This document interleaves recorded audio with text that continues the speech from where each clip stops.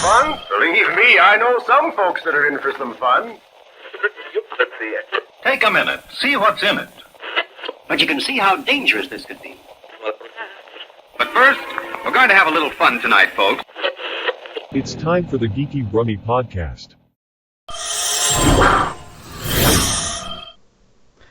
Hello and welcome to the Geeky Brummie Podcast. Vodcast. Vlogcast.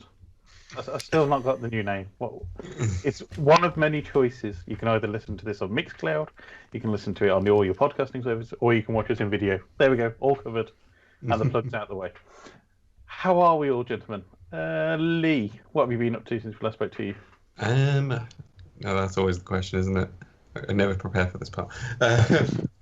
I've been sort of catching up on some more games and stuff. I've been playing through The Wolf Among Us at long last, and that's a lot of fun.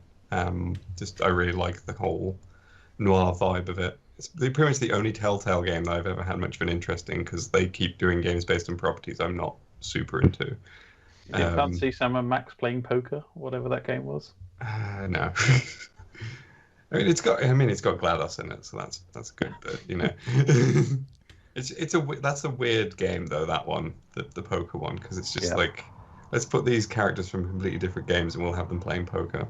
Yeah. Like, I don't know who came up with that one, but yeah, like I mean, Wolf Among Us, even though that is a licensed thing, it's probably the only one that I was unfamiliar with the original property. Mm-hmm. But so I just saw it as like, oh, it's a cool like fairy tale detective murder mystery thing.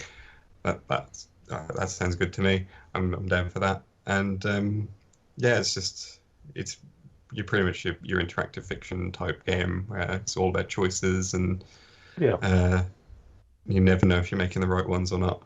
I always think it's like the natural iteration of the choose your own adventure scholastic books that you used to get turn up at school in a big wheeled cart.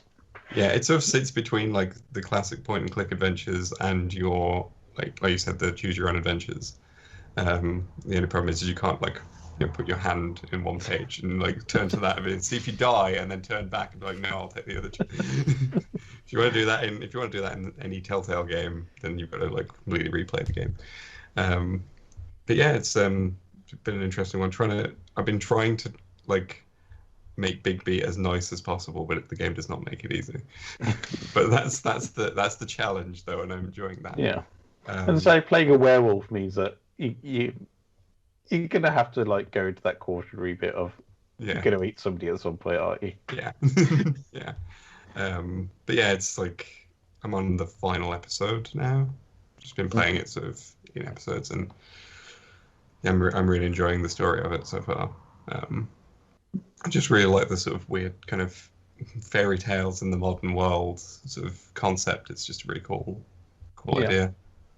Yeah, you released a few new videos on your YouTube channel. The house one I enjoyed very much, about how a house can be the plot, basically. Yes. That video is it's doing really well, and it's also just one of the videos I'm most proud of so far.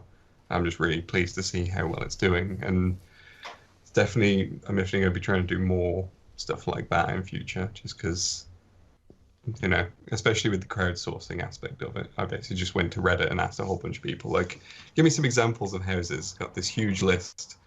The video, if I'd have used every suggestion, it probably would have been like an hour long. So I was just like, let's cut all this down to half an hour or so. Could make your own mini-series out. Pretty much. But yeah, it's just a really fun thing to put together, and I think definitely taking away some lessons from that one of like, this works quite well. I can play around with that. So cool. Definitely. Cool. Matt, what have you been up to the last few days, weeks, months, years, decades? Other than desperately wanting a haircut, I've returned to Rapture by playing BioShock Remastered.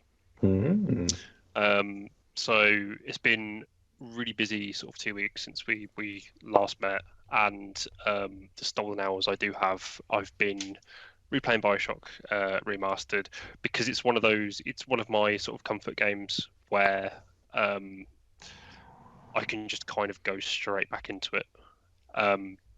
and I'm at Neptune's Bounty at the moment. But what I enjoy about the BioShock in general is just how absolutely mad the whole environment is. Everything is, especially for a game back in the noughties. It was very good at just throwing you into a situation. You really did feel like you were, excuse the pun, but a fish out of water kind of thing. You are thrown into this place, and then you've got splicers and all the mad residents of Rapture. They're all going about their daily lives, bonkers lives, and you're just kind of embroiled into it. And then obviously with the things like the little sisters, the big daddies, it really does make you feel like you are just this tiny part of something much bigger. And I played the second one and Infinite, but I never got the same kind of feeling, particularly with the second one, which I thought was quite interesting because I would have thought that would have been more engrossing, but it really wasn't.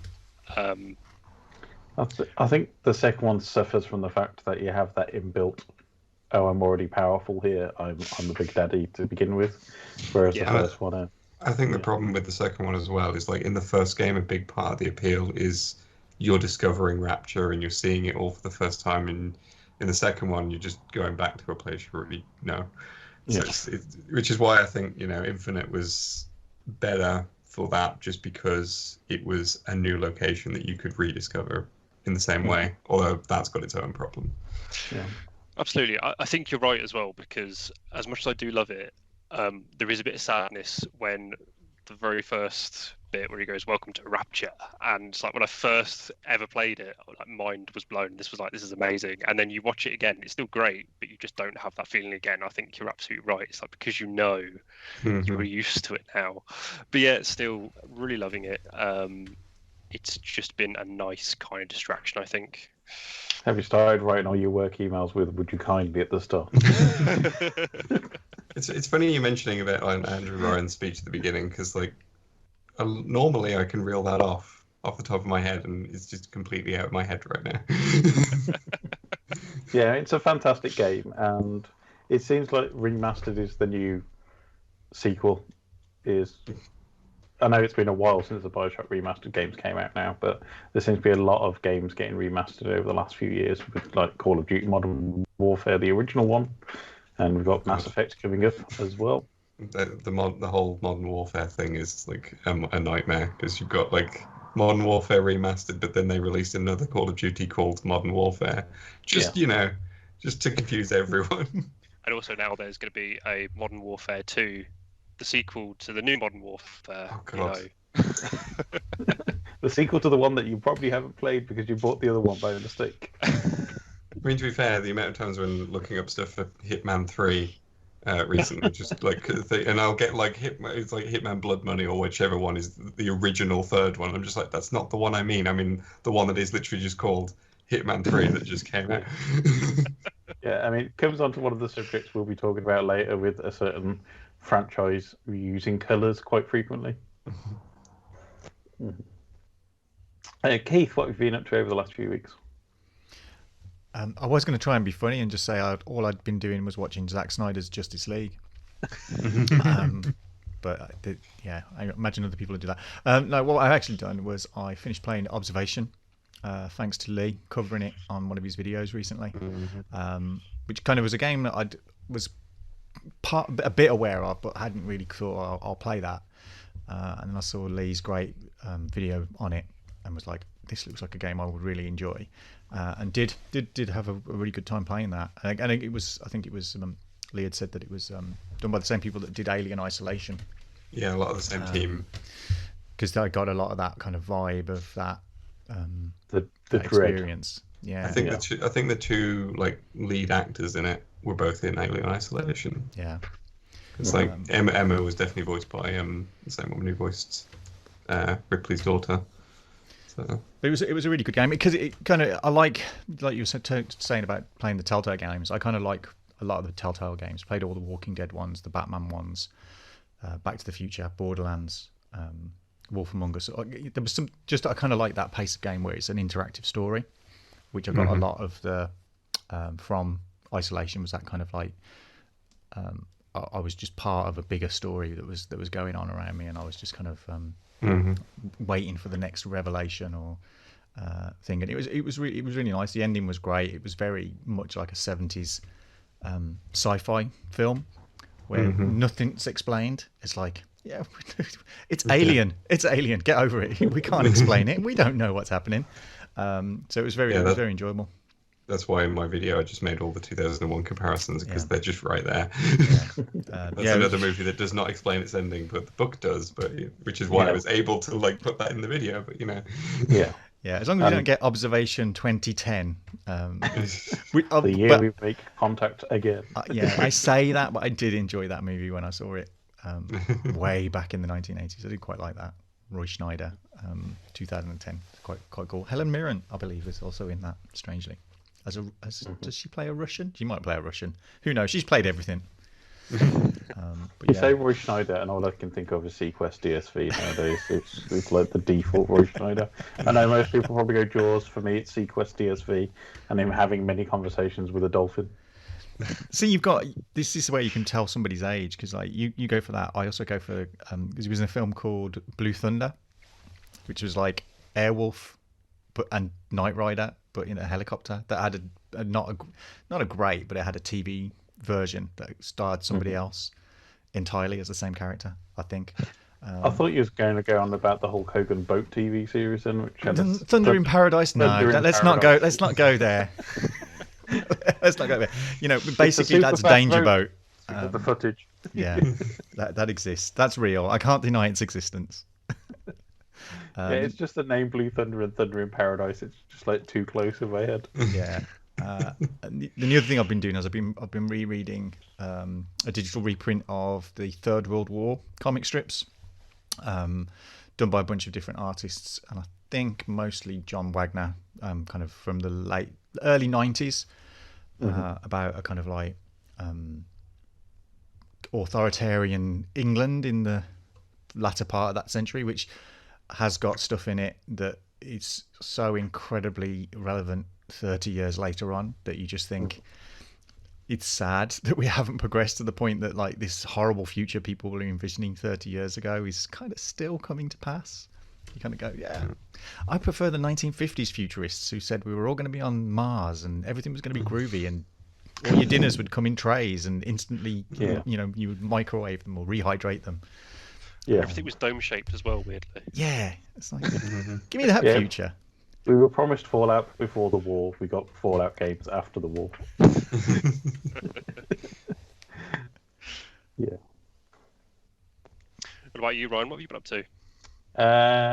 So I picked up the 35th anniversary Mario package just because it's limited issue and it's going to be off sale very soon. And it was cheap actually. It was on sale at the time I bought it. But I'm playing Super Mario Galaxy for the first time, and this is my indication of how old I am, because I'm awful at it.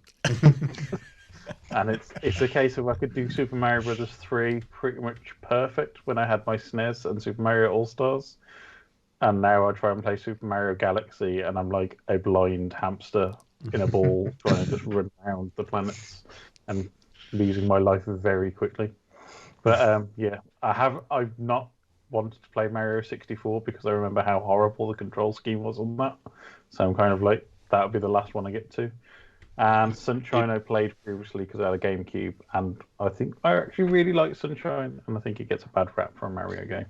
Mario 64 is definitely not aged well, because I have like replayed it a couple of years back, and the camera is the main problem, and also just the fact that as you get further through the game and the platforms get narrower, Mario and his inability to just turn instantly does get frustrating. Like he will walk in a circle and just walk right off the ledge while you're just trying to get him to turn around.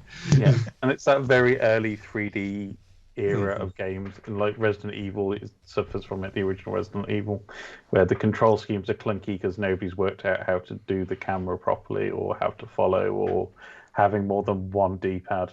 1995 to 2001-ish it's just like the Wild West of 3D games, where everyone's just like, what if we tried this? What if we tried this one? Until eventually they realize, what if you just had context sensitive on the left stick and the right stick is camera? There you go. Everything works now.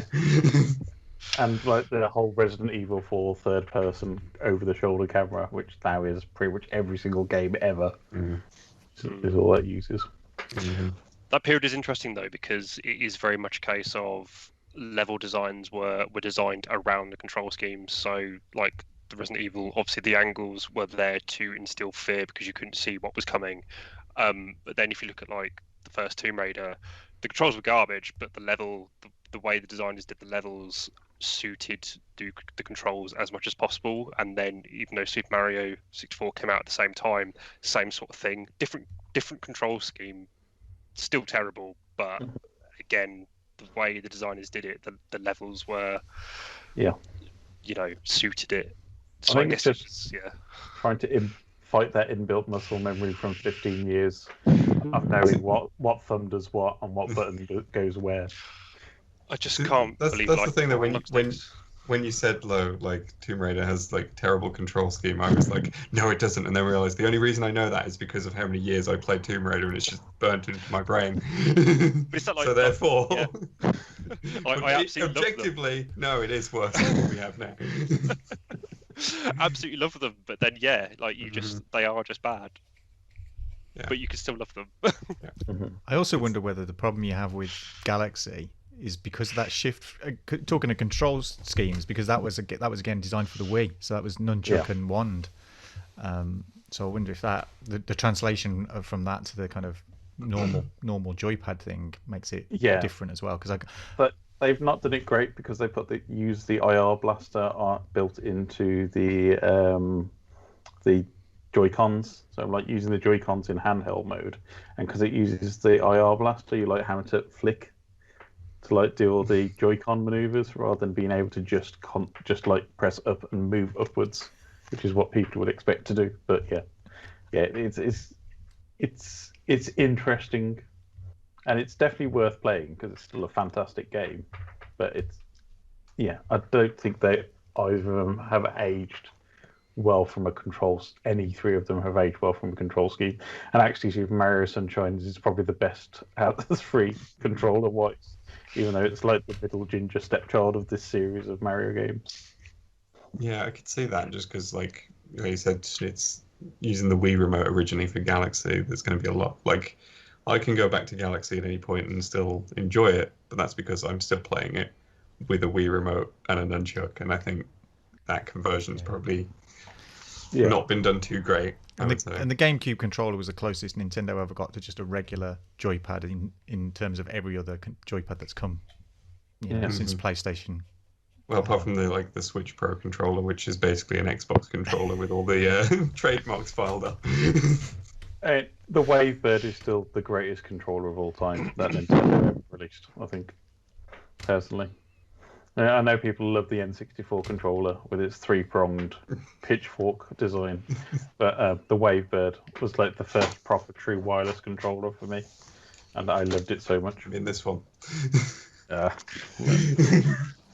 other than that, watch the first episode of Falcon Winter Soldier. Slow burner, I think, and I think everybody's coming off the back of the high that was WandaVision, and are going to be probably slightly disappointed how fast this is going to move in comparison. But I still think it's a really good show. Nice to bring some more characters back. Not sure about the man from Up playing Captain America, but we shall see what happens. But I'm sure we'll review that later on in the series. But coming up today is, of course, the comics roundup from Keith next. We'll be talking a little bit about just Zack Snyder's Justice League, which has dropped on Sky Cinema in the UK, HBO Max in the States. We'll be looking at non-fungible tokens or NFTs, and Leigh's really looking forward to that. It's what a massive collection already is, as it is. And we'll be talking about Pokémon because we kind of forgot it was the 25th anniversary last month. So it's kind of like, it's a 25 years plus a month retrospective looking at Pokémon. Plus, of course, Leigh's Games of the Weeks. But we'll see you guys shortly.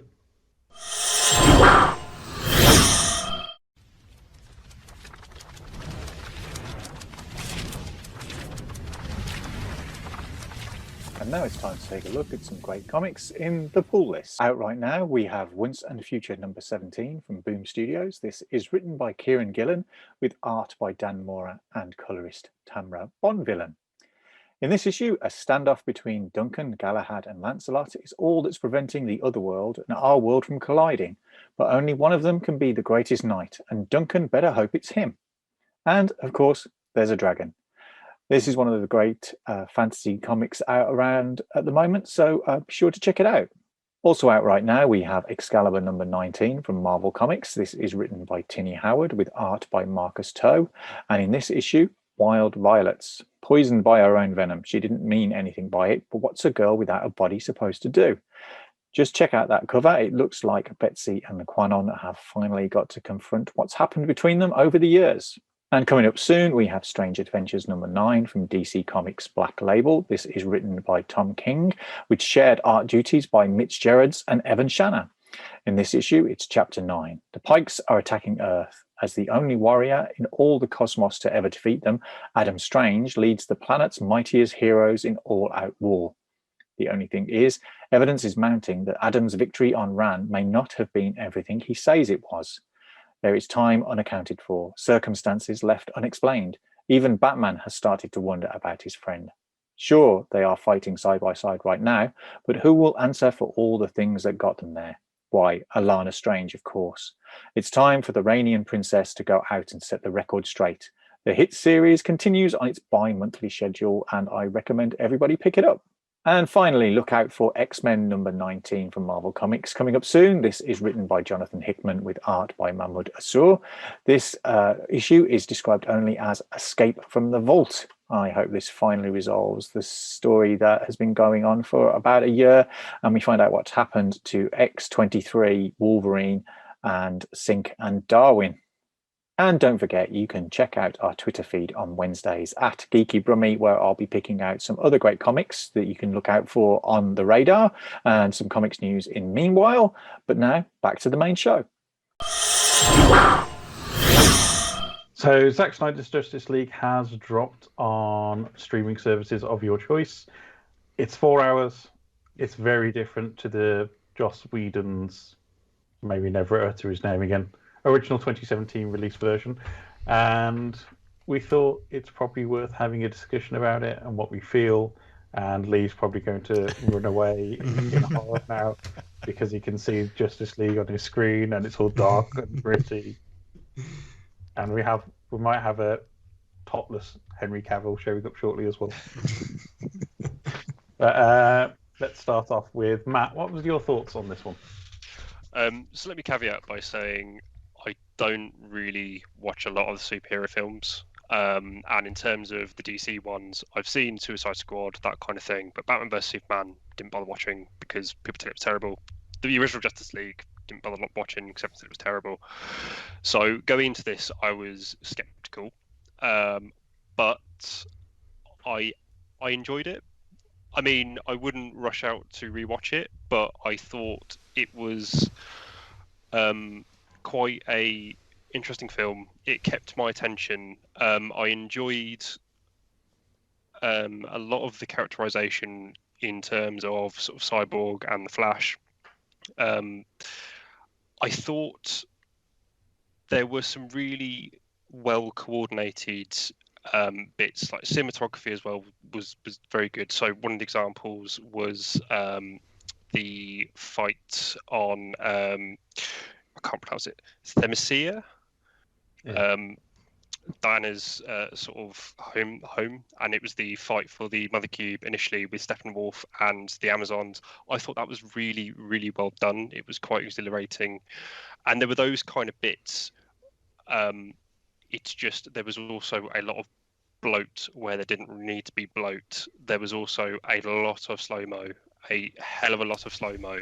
22 minutes, because IGN went through and counted every frame of slow motion and counted that it was over 22 minutes of slow motion in a 4-hour film. See, that's just making me think of Garth Marenghi's Dark Place. They said they used slow motion to extend the episode to 20 minutes. And it's like, I think in the context of The Flash and The Flash's segments, I thought initially, I was a bit in two minds because part of the problem is obviously you had Quicksilver in Marvel and X-Men, that kind of thing. But the way they did the Flash segments were fine, and I could deal with the slow-mo to an extent. But even then, it was just like, I don't know what Zack. I think Zack was being paid by the minute to just do slow-mo. The Charles Dickens defense. But yeah, I overall enjoyed it. I think that other things like the CGI was a bit wobbly. Like the first 10 minutes was a bit painful, because especially there was one bit where it just showed Lex Luthor, Jesse Eisenberg, in CGI'd water looking up, and there was no real.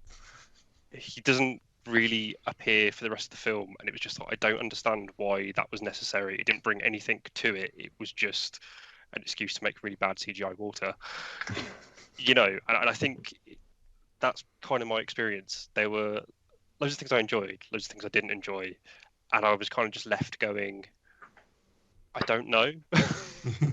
Yeah. Keith, let's hand over to you. You're pulling a face which, like, it's either going to be a rant or it's going to be... I'm going to be kind of quite tolerant of it. I mean, I have a lot of love for the DC characters. One of the first American comic books I ever bought was a Justice League of America comic, which had them fighting Starro. The cover was just giant starfish and all of the various members of the Justice League, the classic lineup of Batman, Superman, Wonder Woman, Martian Manhunter, Flash, all the rest of it. Starro is a giant starfish. He's an alien here. He's a giant alien starfish, and he has little tiny other alien starfish that take over people's minds. It just makes sense in the comics. Patrick from SpongeBob. Like before we started recording, I said something along the lines of like, superheroes are inherently silly. This is why the whole DC thing trying to be super serious. This just proves my point. Yeah. So I have a lot of love for these characters, and even kind of Cyborg, who's a much later character, having first emerged in kind of the Teen Titans stories. And I was kind of hoping. I was very disappointed with the Justice League, which was tonally all over the place and made no sense half the time, and just could be clearly seen as a Frankenstein of a film that swung from Zack's darker stuff to Joss's more, let's just have a joke for no reason, because that's cool. And I did it in Buffy and I did it in Firefly, so I'll just keep doing the same thing. And again, it reins it in a little bit. It's more tonally consistent. It's a Zack Snyder film, without question. There's points throughout it you go, that's 300, that's Sucker Punch, that's, you can clearly pick out just repetitions of things that he's done in his previous films. It's the J.J. Abrams effect. Just like, if you know a J.J. Abrams movie with lens flare in the first 5 minutes, same as a Zack Snyder movie is going to be washed out, desaturated colours, and lots of slow motion. And again, there were bits in there that I just thought, it just reminded me of other better films. Joe Morton tickles about on some computers. I'm going, oh yeah, Terminator 2, that was a good movie. Or like the team coming together and all posing and going, oh, Buckaroo Banzai, that's a good movie. And again, it was just full of like loads of things that you just go, did anybody ever read the script? Did anybody edit this? It's like you try to make Barry Allen kind of cute and charming, and then he's kind of really weird around people, like when he first saves Iris West, and you just go, that's kind of creepy, Barry, don't do that, that's kind of weird, I don't know what you're doing. And the whole how he runs, it's no wonder he trips up. He's the Joe Biden of superheroes. He trips over anything, there's nothing there. Flash falls over it. It's like, I run at super speed but I still fall over all the time. It's like, surely that is not something you would do. And Cyborg's too sullen, and it's just dark and full of people saying too Cyborg for me. I mean, at least he doesn't say booyah for no apparent reason if you haven't watched Teen Titans Go or whatever it is. But again, it's all still full of lots of weird things that are like characters saying things for just like effect. Like, Steppenwolf standing in front of a CGI column going, show me. oh, and you just go, what's going on? It's all really weird, and things not being explained. And it's like, if you've got some knowledge of the comics, you can kind of piece together what's going on. But I think for anybody that's watching it that doesn't know anything about DC superheroes, you're being battered to death with like, look at this, isn't it cool? There's a 10-foot man who can like, smack a hammer into the floor. And although I did enjoy the Themyscira a bit at the beginning, again, that whole idea is like, this is supposed to be paradise, and yet it's really brown. It's like nobody waters the grass. Like, the Amazons have spent all their time guarding the mother box that nobody bothered to water the plants. It's all gone a bit brown and a bit died. So it's got the aesthetic of a late 2000s video game then. Well, that's its biggest problem. I think that's its biggest crime, is it does look like a Gears of DC. Yeah, a superhero video game from people who have never watched or never read a comic. And I think that's what sets... I'm not saying Marvel is the best and will, just does everything perfectly, but there's a certain joy to the love of those characters. You can understand why somebody like Jon Favreau can come in and make Iron Man, who literally nobody really ever heard of, and turn that into a hugely successful film and franchise. And the same as what he's done with the kind of Mandalorian. You can feel his passion and joy for the subject matter come through. And although Zack Snyder has said he's a big fan, I just don't feel it. I don't feel that these are the characters that I grew up with. And I know people would say, oh, but those are comics and these are like contemporary versions. But it's like some essence of that needs to be there. And I kind of like Ben Affleck's Batman. You on that, because I know the era that you're coming from is Silver Age and that kind of great era of comics when there is a lot of fun, and the 70s and 80s comics do have that. But if you think about Zack Snyder's age, he's at the start of like the late 80s, early 90s, dark and broody DC. Yeah. And this pretty much matches that tone. He's of the era of like the Dark Knight Returns and those kind of dark, gothic. Batman has trouble. Yeah. But it's not like it's darker than even like the Tim Burton Batman was in the cinema at the time, which had those campy elements which you expected from Batman. Whereas this is full on that dark, broody, I'm a monster, I'm dealing with internal demons era of comics. And I think that's where Zack's coming from with these films, and that's kind of his childhood. I still don't think, even if he's doing that, it's still not. He's not doing it very well. No, you can see with Batman vs Superman, it's pretty much the death of Superman, the comic book reader. Yeah. And also the whole kind of like, let's just do Transformers CGI. Why does Steppenwolf's costume have to constantly move all the time and make little transformery noises? It's like, why is that? Why is that an aesthetic choice that you've made? We've got a CGI budget and we're going to use it. Yeah. That is one of the things, like throughout the 4 hours, I was just like, I cannot believe how much CGI is being used, to the point where I was just thinking, I don't understand how did they manage to act any of this? Yeah. Because I think because they pretty much replaced Steppenwolf from top to bottom from the Whedon version, because Josh Whedon's Steppenwolf the motivation was weak for the character, and that's something Zack has done well.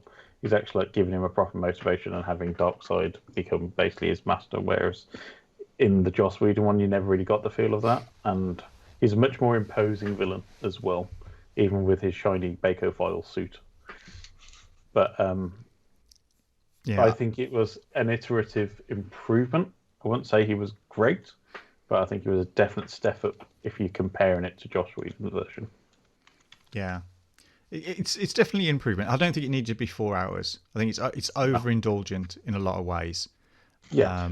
Although it does mean that we do get slightly better character introductions to Cyborg and the Flash. Yeah, and that's one of the things I took away from the movie as well. Is I really liked Cyborg becoming more of the central. He's definitely the heart of the movie in a sense, yeah. Even though they try to make it out that it's Superman that's bringing everybody together.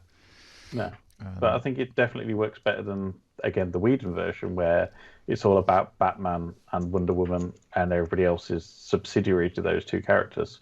whereas this is all about how Cyborg's dealing with grief and his own transformation, shall we say? Yeah. At the same time. One thing I did quite like was you could kind of tell there was a lot of sentimental value with this cut for Zack Snyder because obviously originally he had to leave because of the unfortunate suicide of his daughter, and then at the end he dedicates it like for Autumn.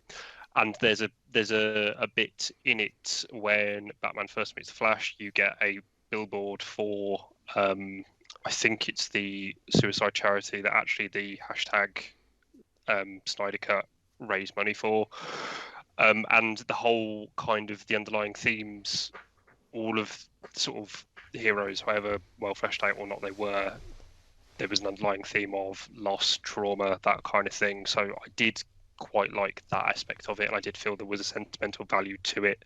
However, yeah, massively inflated. And what I found was quite weird was Batman and Superman weren't really involved a lot, and when they were, it was quite hollow. And I'd get that if they were focusing on the Flash and Cyborg story, but then Wonder Woman got a whole section of basically reintroducing Wonder Woman in that sequence in London, which I thought was a bit pointless because you've had like 2 standalone films and the Justice League to know how powerful Wonder Woman is. It's one of those kind of instances where I just think you could cut that entire bit out and it would not have affected the movie in any way, shape, or form. Yeah, and I think if you compare it to the first Avengers movie, which is pretty much the right comparison to do it, with the first Avengers movie, they don't handhold you at all. You don't get reintroduced to the characters anyway. It's a case of you should have watched all these movies if you're going to watch this film, because that's what we've been leading to. You don't need to make 20 minutes explanation of who Captain America is or who Iron Man is, because you've watched the films. We're already aware of that. It's straight in, and it's just straight into the action and building up. Whereas this, as you've said, it's pretty much like Zack's expects that people haven't watched any of the previous DC movies. So everybody needs that full reintroduction, apart from Batman and Superman, who are well known enough in modern days that you should be knowing the character, who that is. By the top, probably the age of 10, you already know who Batman is, you know who Superman is, but everybody else kind of needs that reintroduction. But to me, it's an improvement. It's a definite improvement. I wouldn't say it's a great movie. I would be hesitant to say it's a good movie. It's definitely overindulgent, as we've said. If you cut out all the superhero posing and most of the slow motion, you could probably got down to a decent 3-hour runtime rather than a 4-hour runtime. But at the same time, it's complete. And that's the big difference. It's a complete package. Whereas rather than, as you said, the Joss Whedon movie, Keith, it's 2 completely different movies smushed together with a bit of and some sticking plaster and sellotape and a few stitches and then released into the wild. This feels like it has a beginning, it has a middle, it has an end, and then it has another 4 parts after that. But but it does feel like this is a mini series that's been made into a movie rather than 2 things sellotaped together and rushed out just so they can capitalize. And it really shows the difference between studio interference versus having a singular vision behind a movie. I think it's definitely a good example of that.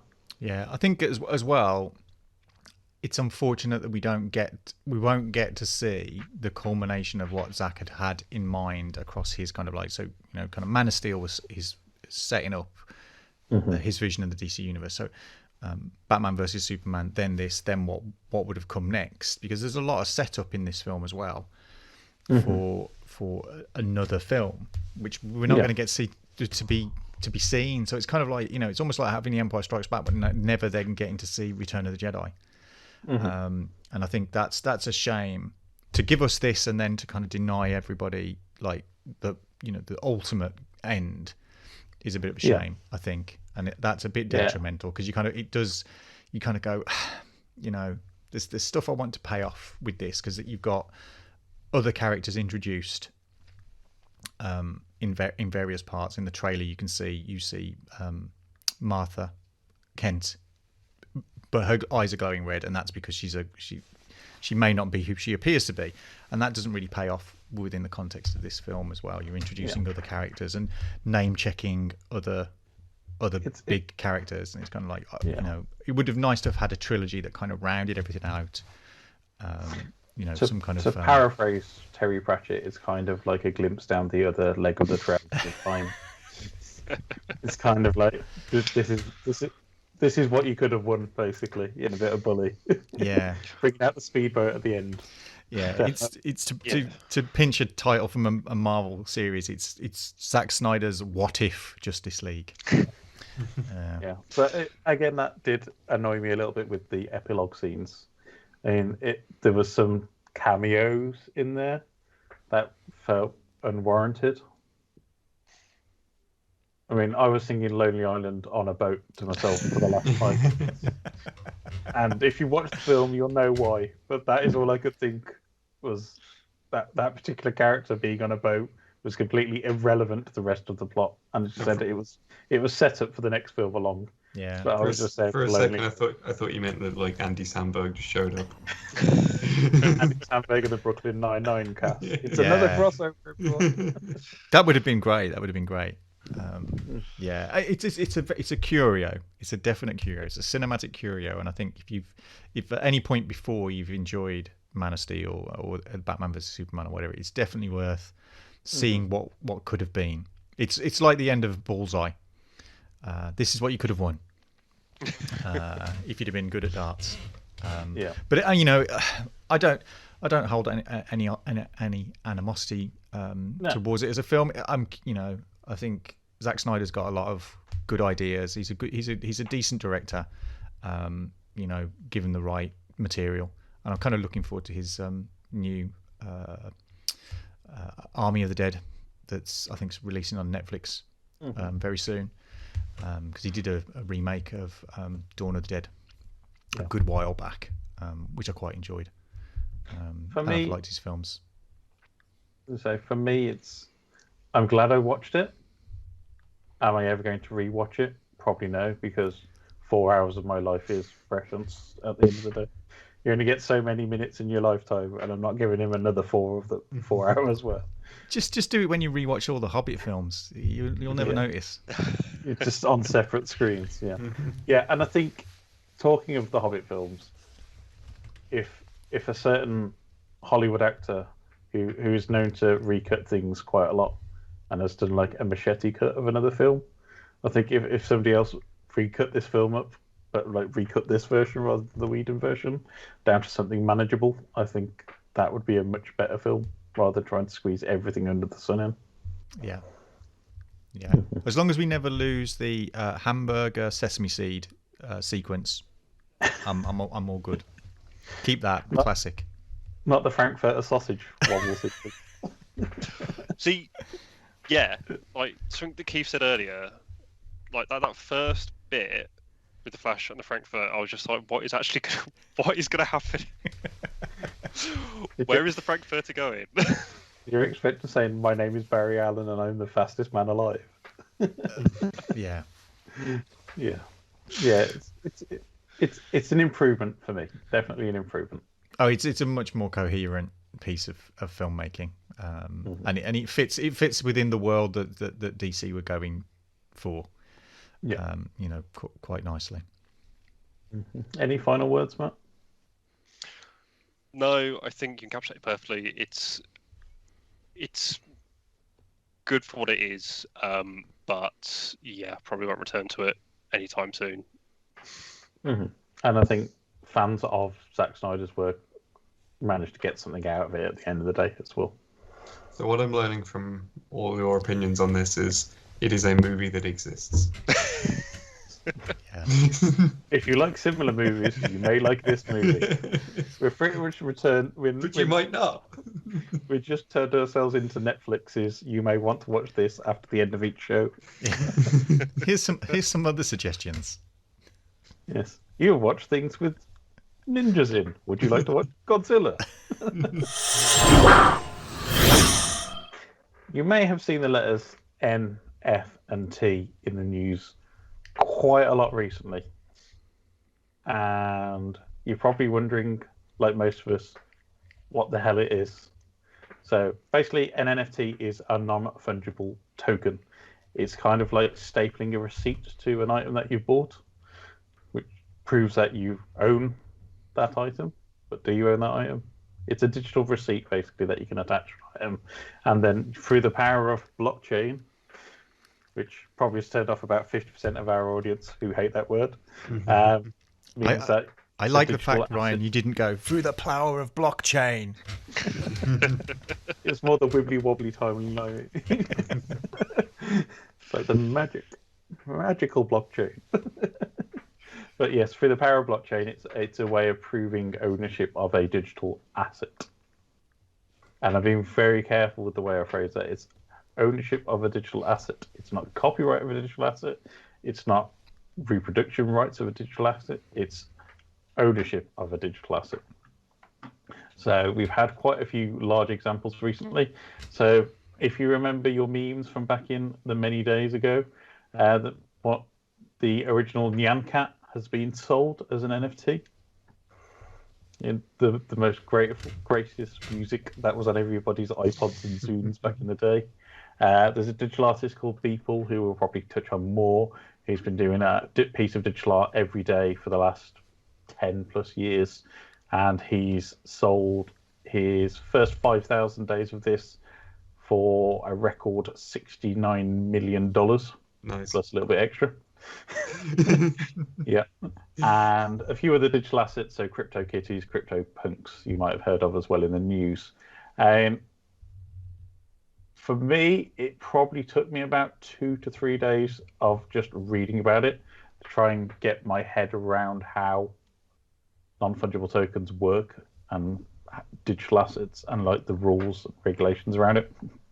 And for some uses, I can see a benefit, but at the same time, it feels very much like that first round of cryptocurrency with that big boom. And I have a feel like there's going to be a massive blip coming up soon where everything gets broken. And there's already been lots of issues around fraudulent claiming of NFTs and ownership and rights of what does an NFT actually give. So lots of kinks to be worked out for this. So I could see, if you go from a digital artist point of view, I can see how it could possibly work to say, well, I'm a digital artist, you own the first version of this. It's like an autograph, basically. It's like a signed autograph of a piece of work, and you've got a very limited edition of that, saying this is my print, and I've signed this print for you, therefore it's worth more money than if you just had a copy of the asset with no legitimacy on it. So I can see it a little bit from like where we go to conventions, and not that I purchase them personally, but you get autograph collectors who will pay a premium to have a picture taken and signed by a particular person of fame at an artist. So I can see kind of from that example, but also from the same point of view is that's an actual asset, that's an ownership, that's a fungible item, that's a real world item, that's something that's in your hand, and then you can sell or transfer it. Whereas this seems to be more creating scarcity for capitalism's sake. And I fully appreciate digital artists need to get paid too. And if you want to own digital artwork, this is a way of that representation happening. But at the same time, if you can get the exact same image at the exact same quality by going onto Instagram and just looking at it, what does an NFT attached thing to an original give you over that? Especially if we look at Nyan Cat, which has gone on it to have its own life on the internet and been many reinterpretations, many memes, many new versions. What does owning the original, as we say, bring to you? And I'm going to go on to Leigh now because he's been getting slowly angrier and angrier as I've been like playing devil's advocate here. Okay. So, like, you touched on kind of my main problem with this whole money laundering scheme that is the NFT system. So, like you said, if you've got an autograph, or I've seen the comparison of like someone buying a painting or something, and in those cases, that's the only one that exists. It's that autograph. That's the only copy of that specific autograph on that photo that exists, or that painting, there's only one, everything else is a reproduction and it's a built lower quality, and I understand all that. But this, like you said, all these digital assets are reproducible. You can get them anywhere on the internet, and they are, to me, the whole concept of NFTs is worthless, because all the stuff that you're paying like I've seen like millions of dollars being thrown around, and it's like, but you can literally just go to, for example, Jack Dorsey's first ever tweet. It's like you can literally just go find that tweet online. No one owns that. That's the very nature of Twitter, for instance, is it's a shareable medium. Like everything you're sharing, that the whole retweet system is part of that. You don't own a tweet. You can't just, and it's one comparison I've seen is like where you can say, oh, I own this part of the moon. It's like, yeah, you can pay that money and say you own that part of the moon. Probably someone will make a nice certificate for you, but good luck convincing NASA to take you to your plot of the moon. Yeah, it's like those Scottish lordship titles that you can buy where you own a square foot of land in Scotland, which makes you a lord. Mm-hmm. What are you going to do with that 1 square foot of land? They don't even go there. Yeah, you can't build on it. You can't do anything with it. It's just a plot of land somewhere which you have ownership of. Yeah, I'm sure the people in Holyrood would have something to say about whether or not you actually own that land. But I mean, like, my main issue with it as well is, like you talked about digital artists being able to sell their work this way, and that was how initially I'd heard about it. It's a way for artists to, and it's another way for artists to make money. And then within a day of hearing that, my Twitter was full of other digital artists, much smaller digital artists, having their work stolen to make NFTs. And at that point, I'm like, then they're not that good for the artists, then, are they? If people are coming in and turning their work into tokens, they're not giving them permission to do that. Like, at what point, that also kind of raises questions about ownership, because it's like, well, if the artist who made this did not give permission for this, then what right do you have to say that you own this? Because the artist never made any money off this. Mm-hmm. Some tech bro like mined it using a bot and then sold it to someone else, and the artist wasn't involved. How's that good for artists? That's just a new form of copyright theft, as far as I'm concerned.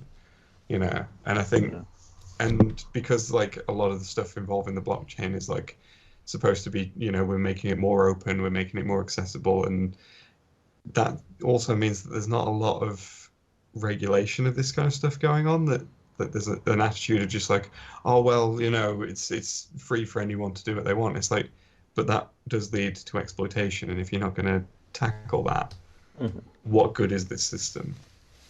Yeah.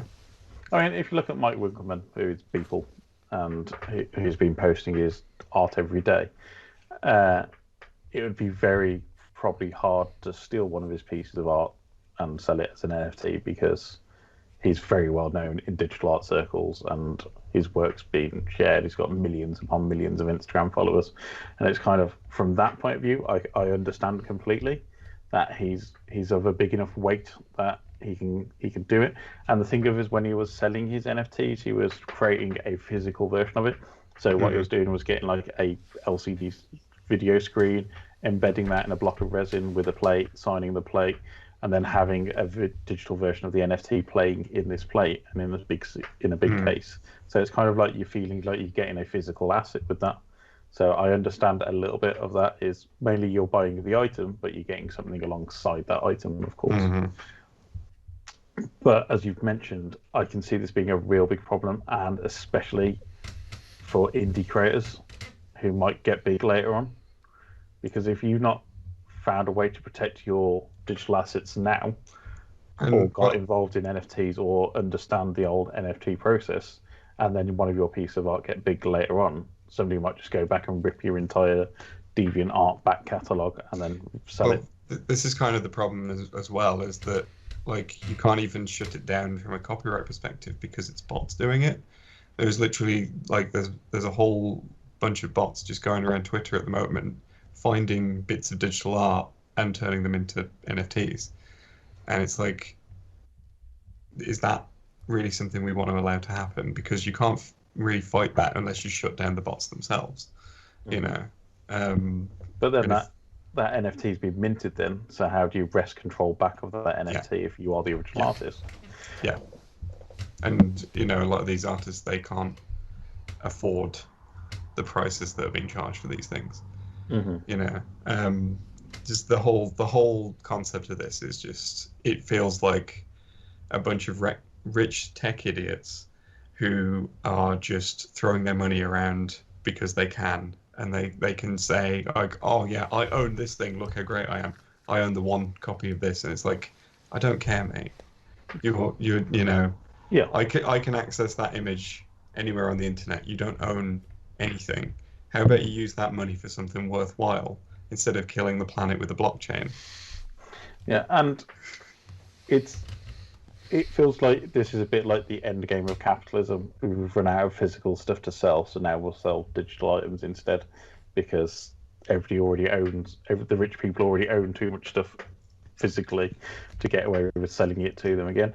I mean, for a perfect example is like NBA Top Shots, if anybody's heard of that, which is basically NBA selling video clips of NBA games with like Michael Jordan doing a dunk, and they've been selling them like trading card games. So they've been selling blister packs where you might find a rare NFT in this blister pack, and then some of them are going for like thousands upon thousands of dollars. Like a popular clip for LeBron James or Michael Jordan might be going for $10,000-$20,000 over a normal just clip of someone sat on a bench picking their nose, maybe. Or I don't know what's in these top. I've got an idea for that. How about like a fully searchable database online where you can just put those videos, and if people want to see those cool shots, they can just look them up. I'm going to call that, and I'm going to make YouTube. Yeah, YouTube. Yeah, that sounds really good.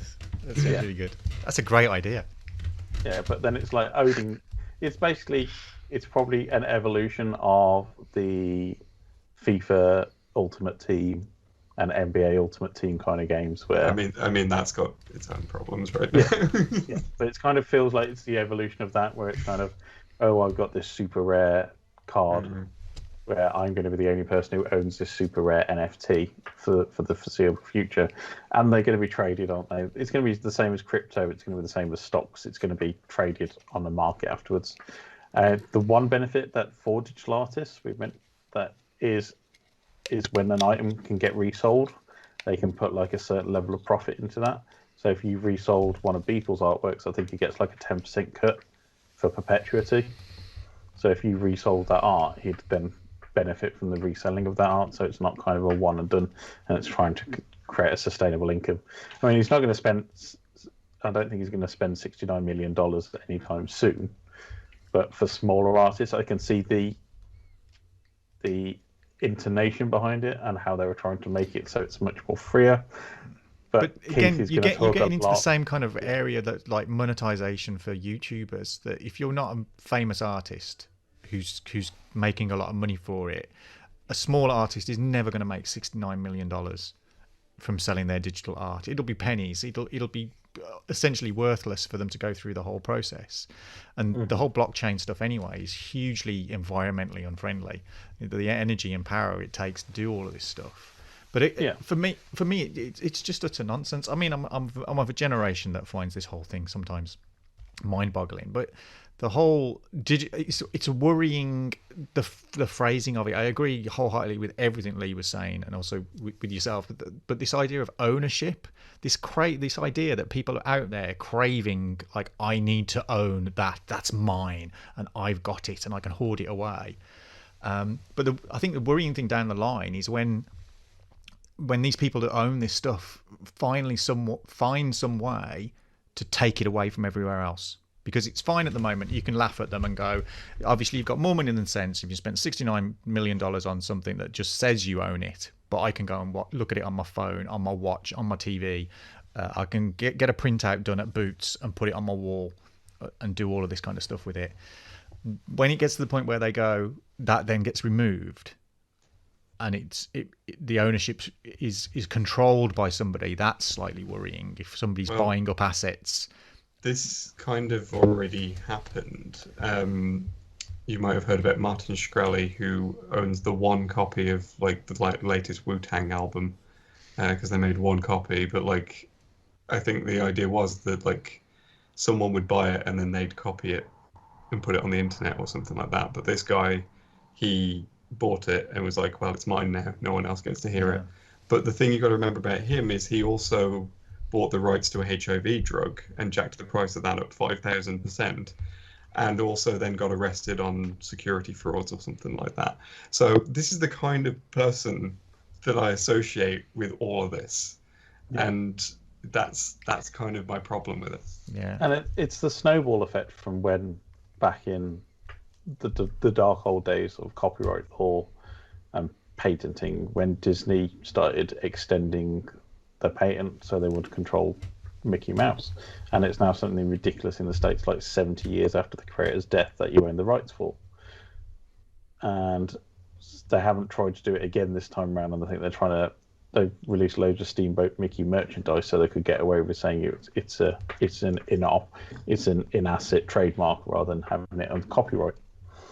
But it's the culmination of that and intellectual property, and it feels like the IP laws we have now are very much one-sided, and especially with the DMCA, it's all written to the benefit of the copyright creator. As a YouTuber, I could go on for a while about content ID and DMCA and all that. Yeah, but it's very much written and one-sided, and it's not for the benefit of society more. It's benefit of people to make money. Yeah. And the whole point of copyright in the first place was it was to benefit the creators for the original vision, and then after the 20 years have expired, it becomes a benefit to society. It's like all the Creative Commons stuff that when I was doing videos and photographs and putting them online through sharing sites like Flickr, the idea that you could put Creative Commons on there, which would either allow people to use it fully and freely and alter it and do whatever it is, or use it and credit you, and that was the payback then. And a lot of people still didn't do that.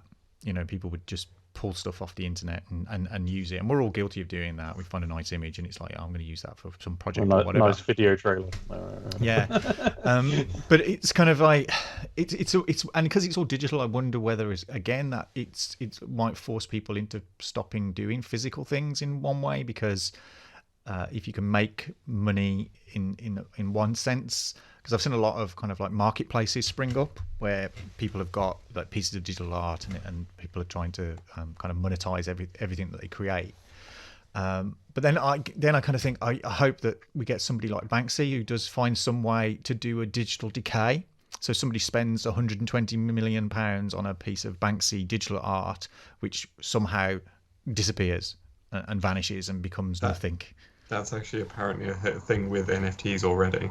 Apparently some of them have already disappeared because it is essentially a link that you're buying. Yeah. The link's expired in some cases. So they spent millions and they basically have nothing. Yeah. Also, we don't want any global EMPs to happen. No big solar flares that wipe out the entire digital network.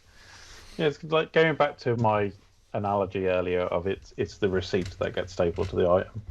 I think if to carry that through to the next generation, it's like owning the receipt but not the actual item yourself, and then trying to sell that receipt on for the value of what the item would be. Is where it feels like it's not good for us Brits. If you ever have to take anything back to the shop, nobody's ever got the receipt. Yeah, but it's kind of on top of that. You're not owning the copyright, because a lot of creators have been very clear that this is buying the asset, not the copyright to that asset. They can go away and make t-shirts, prints, new versions, etc., iterate and do whatever they want with it. So what are you actually buying? You're buying air. That's basically what you're buying. You're buying ones and zeros. You're buying the slow death of the planet. That's what you're buying.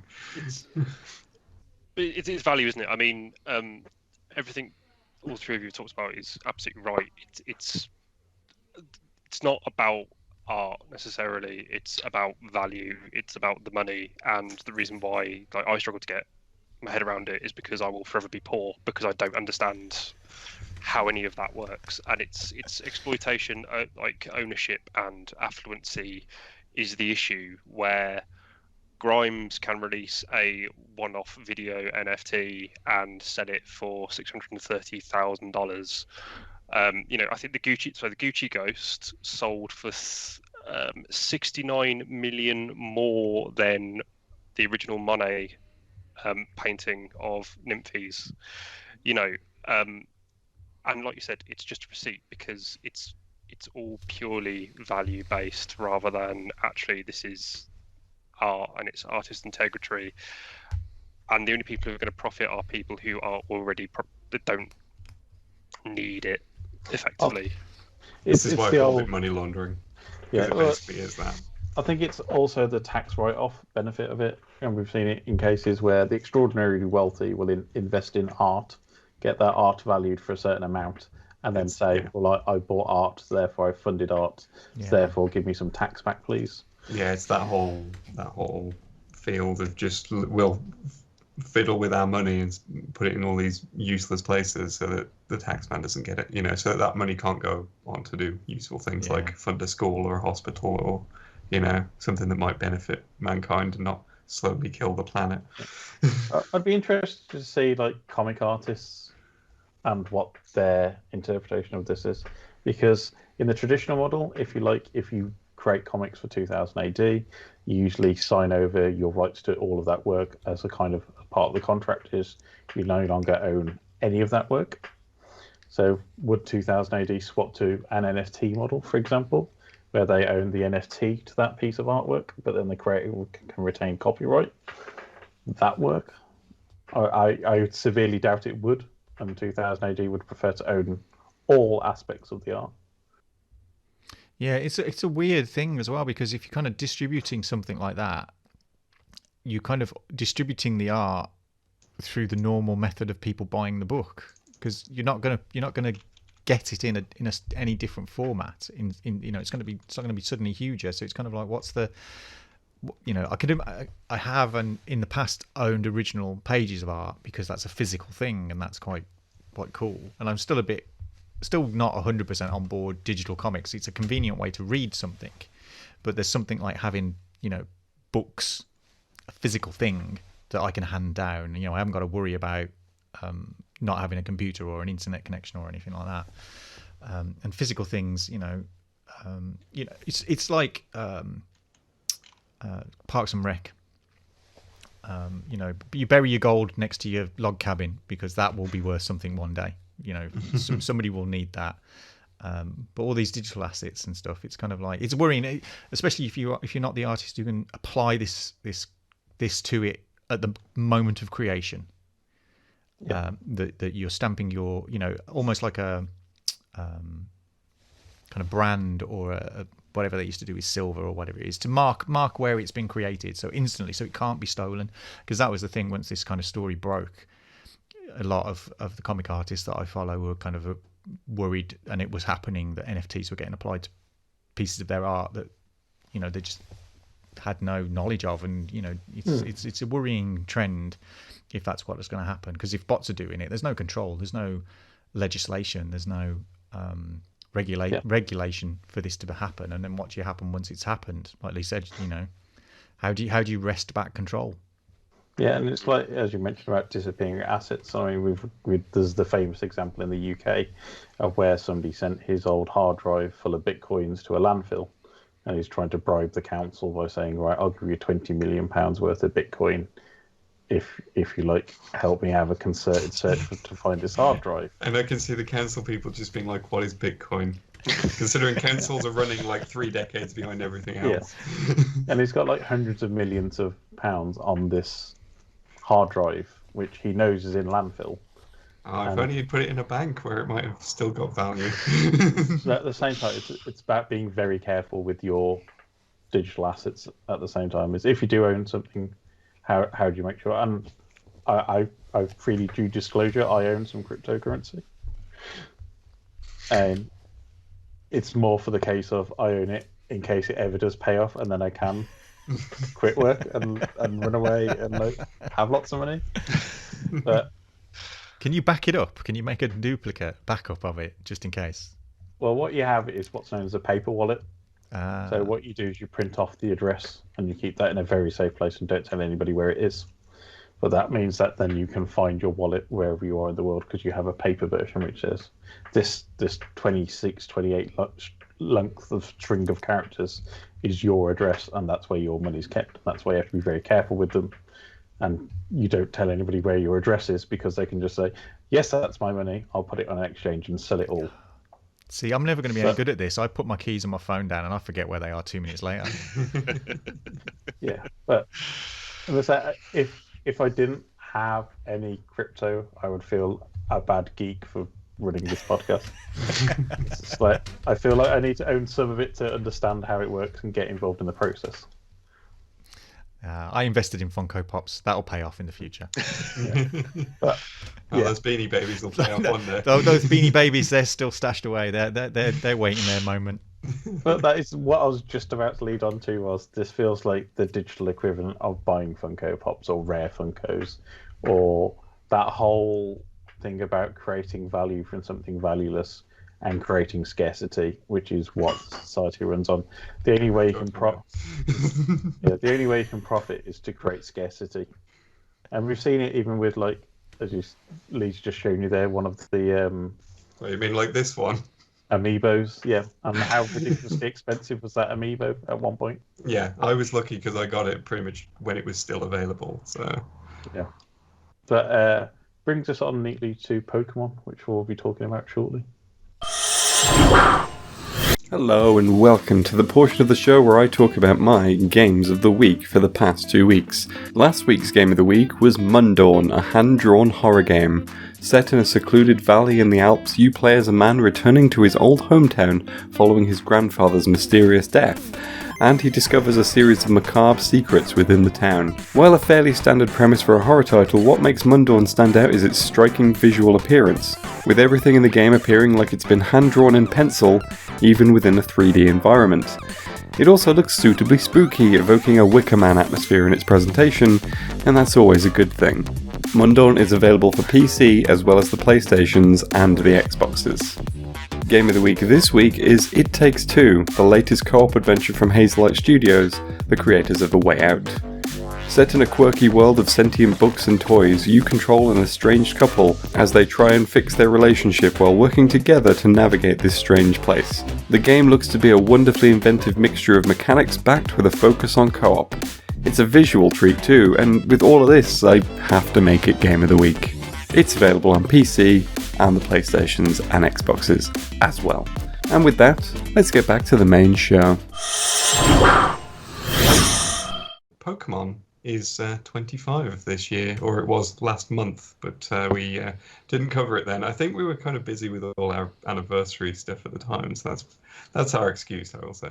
But yeah, it's been 25 years since the release of Pokemon Red and Blue on the original game. Well, Red and Green, I should say, in Japan, on the original Game Boy back in the day. And yeah, we're going to sort of just have a little discussion about sort of our experiences with the franchise, how we got into it, and how we feel about it today, and yeah, just have a chat about how we all feel about Pokemon and all our memories associated with it. So, Matt, what's sort of your relationship with Pokemon?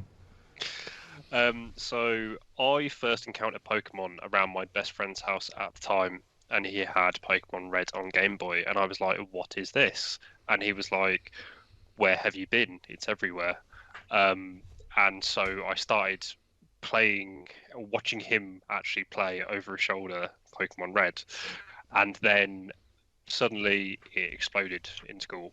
Obviously you had the trading cards, you had the anime. My parents wouldn't let me watch the TV series, and they wouldn't buy me any Pokemon cards because they were saying it's a fad. And I think, looking at it now as an adult, it's probably because they were scared of just how much money it would probably cost them. But Pokemon has been a really big part of my life these days, even though I'm not sort of like avidly involved in the scene. There's a massive psychological element, which obviously we'll talk about later, but it's something that has been constant throughout my life. It's something that myself and people my own age, I could go into a room full of strangers and we could talk about Pokemon, and you can make connections. And it's one of those kind of entities that is just it's had its sort of waxes and wanes, but it's always been there over the last 25 years. There is always some Pokemon somewhere. You are never too far away, kind of like the Kevin Bacon 6 Degrees of Kevin Bacon thing. You are never so far away from something that's Pokemon, whatever the medium is. There is always a Pikachu hiding somewhere in your house. Mine's right there. Well, they do say rats live very close to humans. So. Electric mice as well, apparently. Yeah, same. And obviously the Pokeball as well.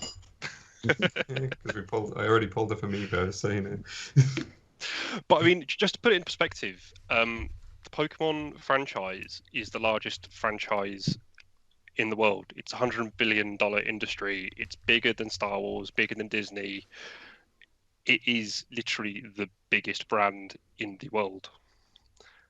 And there's multiple reasons why, but it's also just fascinating because it kind of hit a sweet spot where it did everything that meant you didn't really have to be involved in the hype to know what it was, or to be able to understand what it was, or what it is even.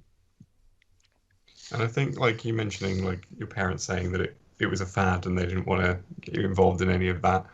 It's kind of funny that we're talking about 25 years later, which kind of shows that, unlike a lot of other things from the mid to late 90s, it's endured a lot more than, say, some of the actual fads of the 90s, like Pogs and Pepsi Clear. Yeah. But I mean, it was that. So if you just to take that sort of snapshot, so late 90s, early noughties, you had obviously the Pokemon games, then you had the anime, but then you had the Pokemon cards, which were everywhere. Originally brought out by Wizard of the Coast in '96. It's now one of the top 3 trading card games, but that was everywhere. It got to a point where I remember Walker's Crisps were selling Pokemon Tazos in the crisps. There was a massive craze of you would go after school, buy 10 bags Monster Munch, and you'd be trading the Tazos as well, the holographic Tazos, on top of the Pokemon cards. Yeah. You know, you had bouncy balls with Pokemon then. It was every kind of medium you could think of, it was there. There was something Pokemon related. And I don't really think... Obviously, you have other brands like Star Wars, where, you know, Star Wars is everywhere, but to this degree, and also in terms of a kind of... Especially back in the 90s, it was appealing to everyone, really. It didn't matter if you, like, what gender you were, what sexuality you were, even age, to be fair. It was quite accessible to everyone. And even now, like, if you look at the games now, if we're talking from a sort of gender identity and that kind of thing, you'll notice they phased out gender now. When you create a character, it's not, are you a boy or a girl? It's just, what do you look like? And for a lot of people, especially sort of my generation and like now, growing up now, there's a lot people can identify with Pokemon, from the extravagant kind of settings and characters to the Pokemon themselves, the vibrant colors, what they represent, that kind of thing. There's so much that permeates I guess what makes people happy, what they enjoy, what they can bond over, and yeah. So it's funny you kind of mentioned about like the gender identity stuff, because like my introduction to Pokemon was actually the anime, and then I found out there was a game, and that's when I ended up getting a Game Boy for it. But like with the anime, there is just this persistent thing about Jesse and James being gay icons, particularly how often James was wearing women's clothes. Yeah. It just, you know, like all of that, like to this day, they're still like held up as like, oh yeah, look at these bisexual icons and all the rest of it. And it's just like, none of this was explicitly in the show, but the LGBT community just latched onto those two. It's that. I mean, recently there was a Galarian Ponyta that blew up in the LGBT community because its colours were very close to sort of the trans pride colours.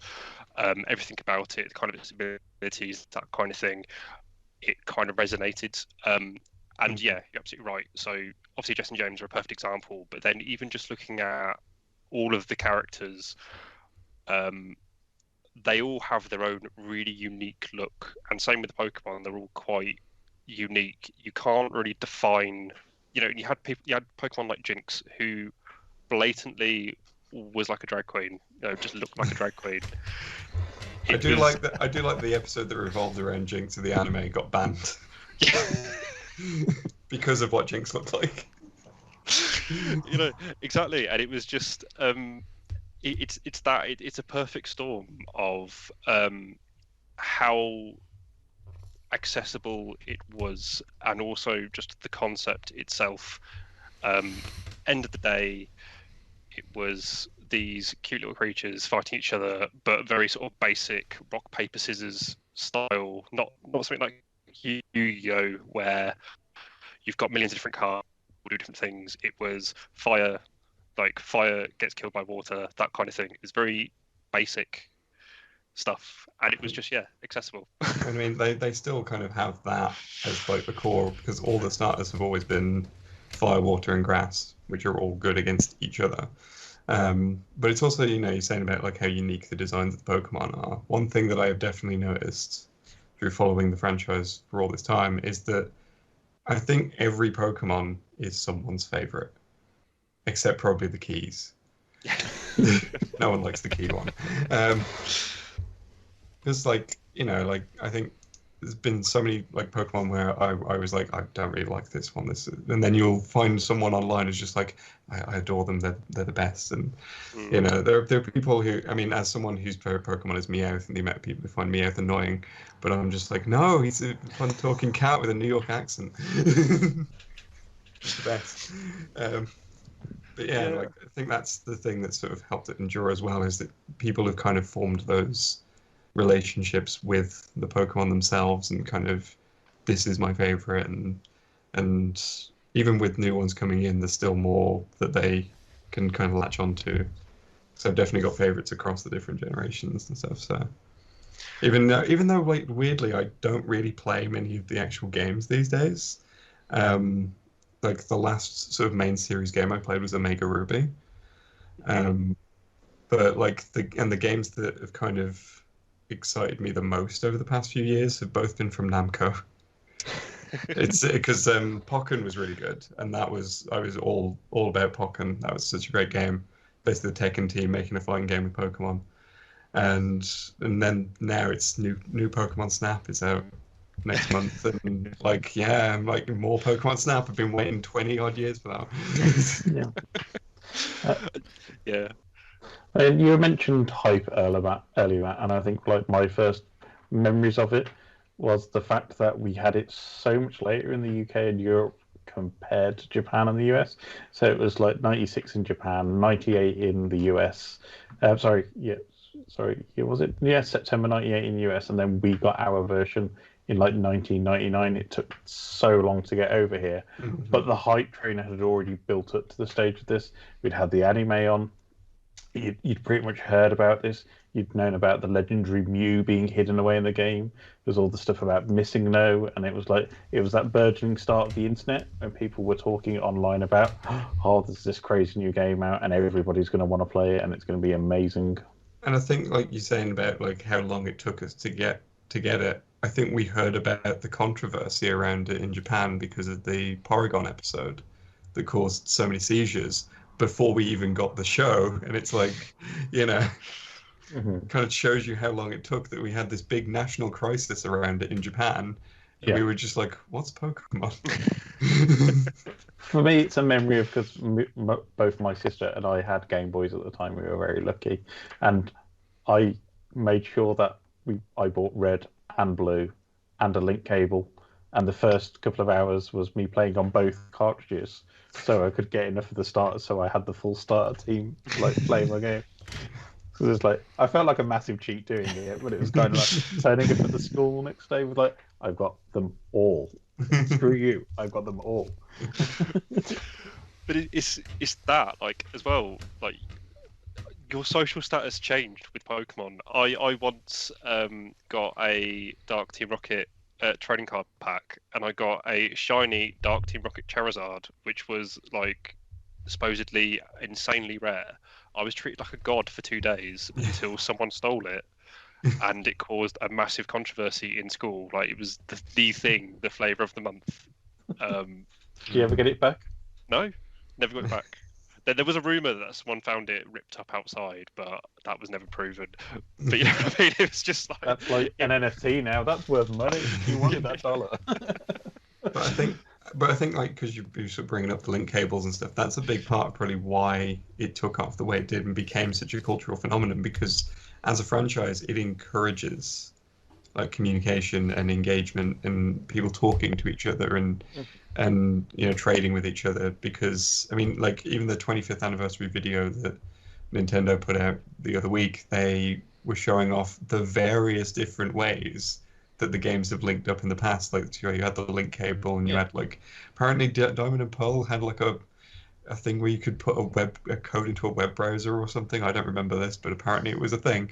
And of course now everything's all hooked up online, so it's all done through Wi-Fi. And it's like the fact that that's been a core part of it, even now, like you've got the two different versions and they've got different Pokemon, and you need to trade with people in order to get or do what you did and just play both and just feed them all in off one version and then cheese it.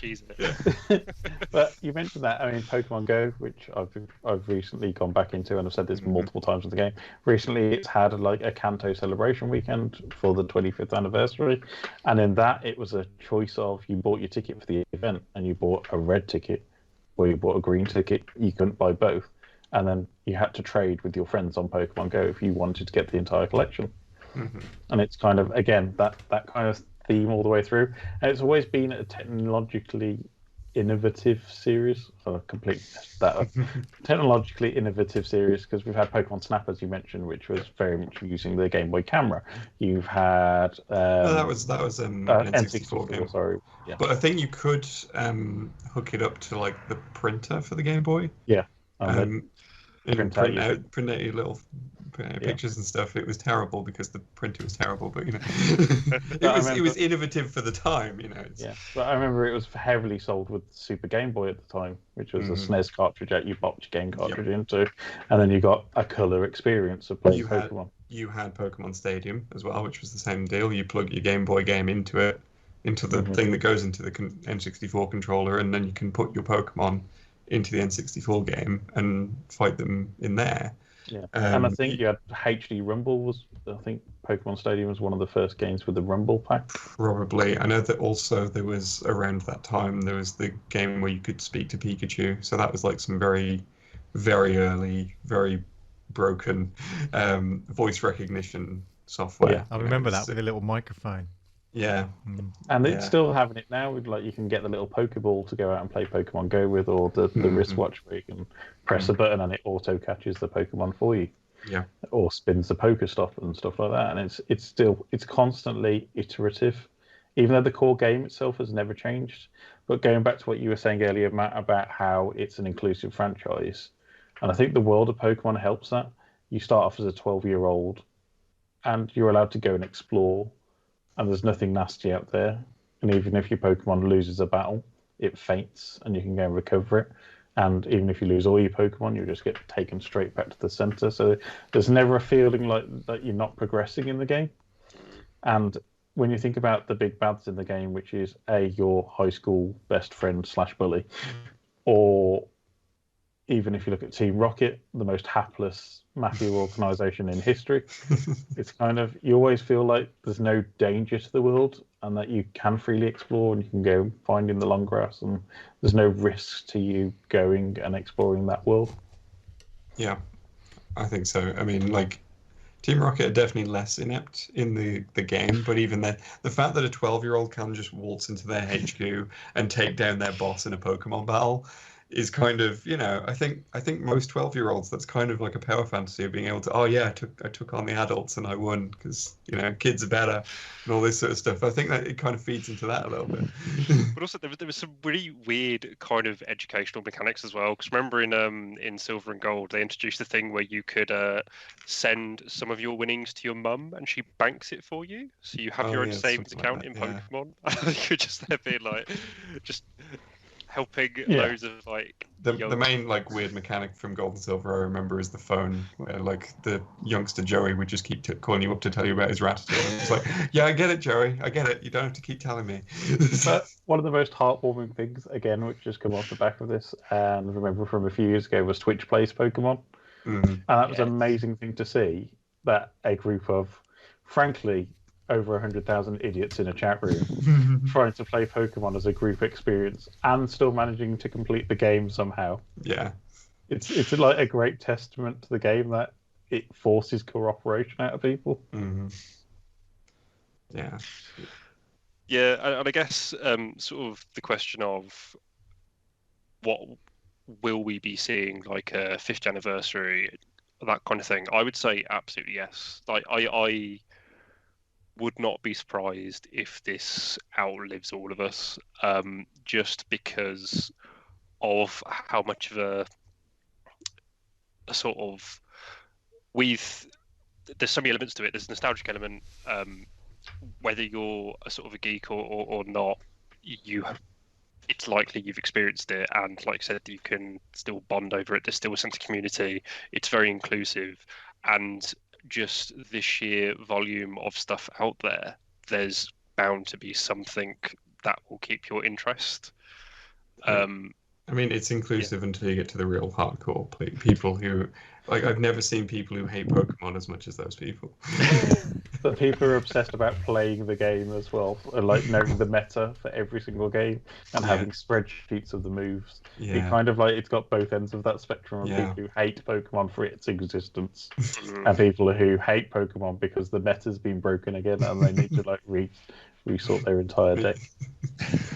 Or they get really upset because they've noticed that a tree has been copied and pasted in the newest game, and it's just like, yeah, that's how open worlds work. They copy and paste the assets because it will take 1,000,000 years to make the game otherwise. Yeah.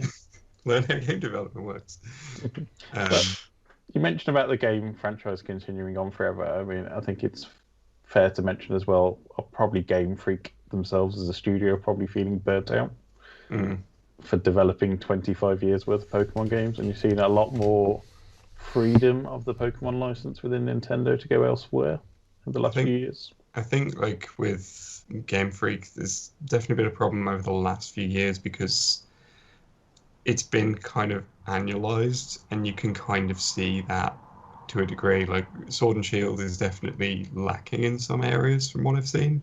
Like, it's not a bad game, but you can tell that, like, they could have done with an extra year of development just for some extra polish and let them to make it have it look a bit flashier, and because it's the first time that the main series has been on a home console, so they could have done something with it, but it feels like we made it look a bit prettier than the handheld games, but it's still basically the same thing. But then you look at the releases and you realize in 2016 they did Sun and Moon, then they did Ultra Sun and Moon a year later, and then they did the Let's Go games, and then it was Sword and Shield, and it's like, yeah, they haven't had time to make this properly as far as I'm concerned. I think I'm glad to see that the Diamond and Pearl remakes have been shipped out to a separate studio, which sort of, to me, says that Nintendo are trying to give them a bit more space.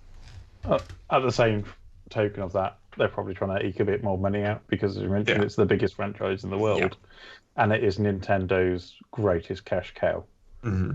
And Mario probably pales to insignificance in the amount of money they've made out of Pokemon over the decades.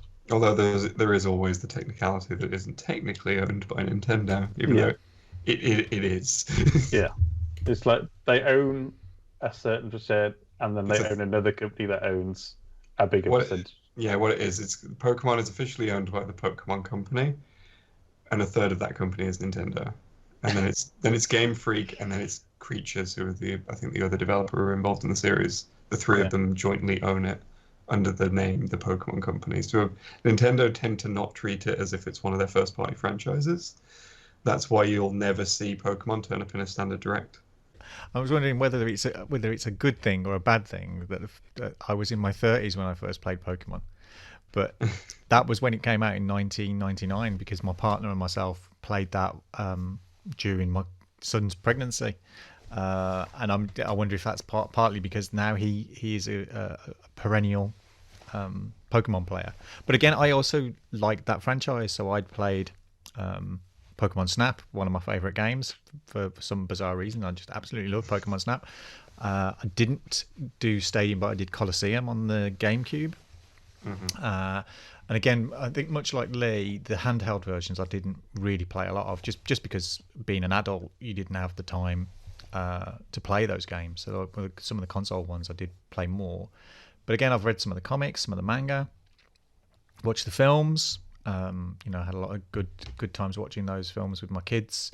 We've got like the first few games, first few DVDs, kind of at least the first 3. Pokemon 2000, I think, was one of those.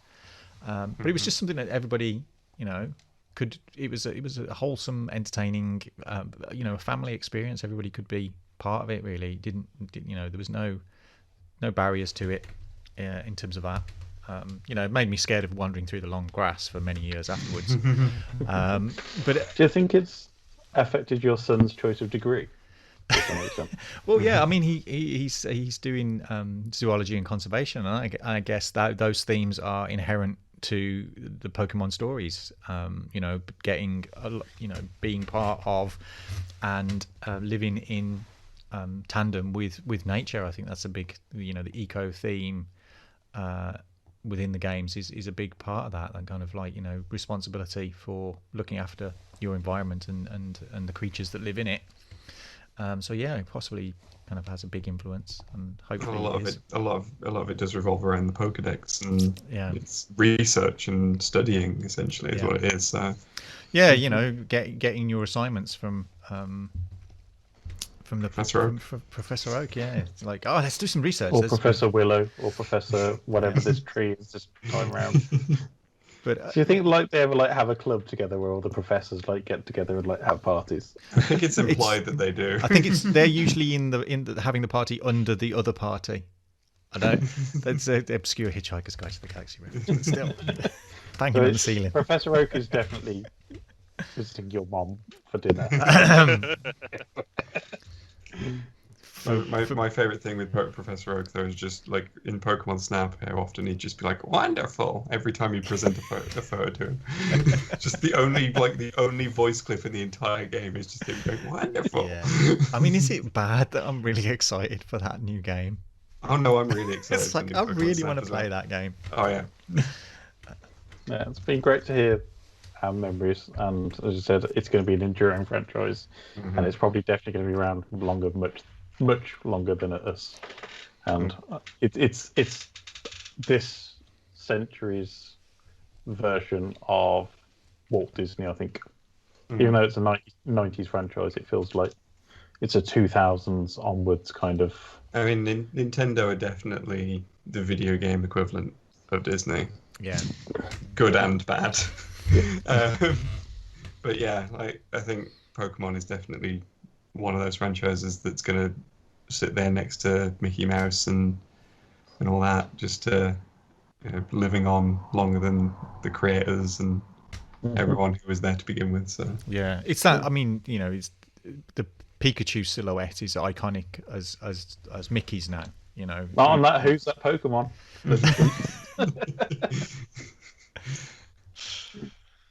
Who's that Pokemon? It's Pikachu. No, it's Bulbasaur standing in front of a pot plant.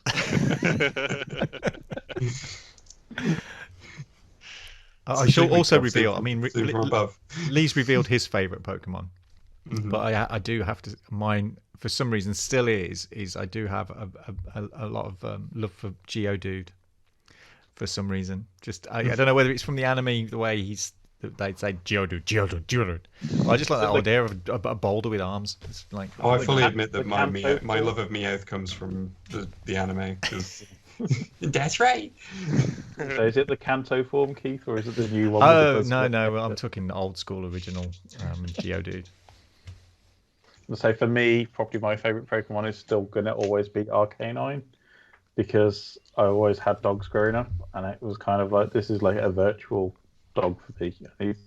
And I think he's one of the most prettiest looking of all the Pokemon, in a weird kind of way. No, I can see that, yeah. It's very... That kind of majestic, yeah, kind of tiger dog thing. Yeah, and when you could like finally have your Pokemon follow you around all the time, that was kind of like the Pokemon I always chose, was to have Canine with. Yourself, Matt? I'm torn between two, but I'd probably say Cubone is my favourite, just because it's just a sad, emo-y little Pokemon, but also quite adorable. And I love it. That is like the darkest moment in the first game, isn't it? When you look about Cubone and Marowak, and you're like, "Ooh, yeah, ooh, that's going somewhere where I didn't expect it to go." Well, a lot of it ties around Lavender Town, which is, one of the creepiest places in a children's game. Yeah. Cubone is the only Pokemon toy I own as well, strangely. Yeah. And I loved how he was depicted in Detective Pikachu. It was just really fun. Yeah. It's been fascinating to hear all of your thoughts on Pokemon.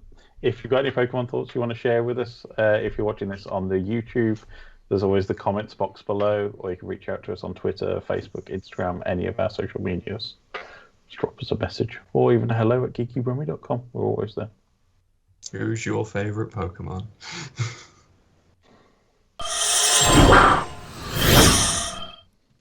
Thanks for joining us this week on the Geeky Brummie Podcast. Leigh, where can we find you tweeting about your favourite Pokemon? You can find me tweeting about my favourite Pokemon on the Cheap Ferret, which is my personal account.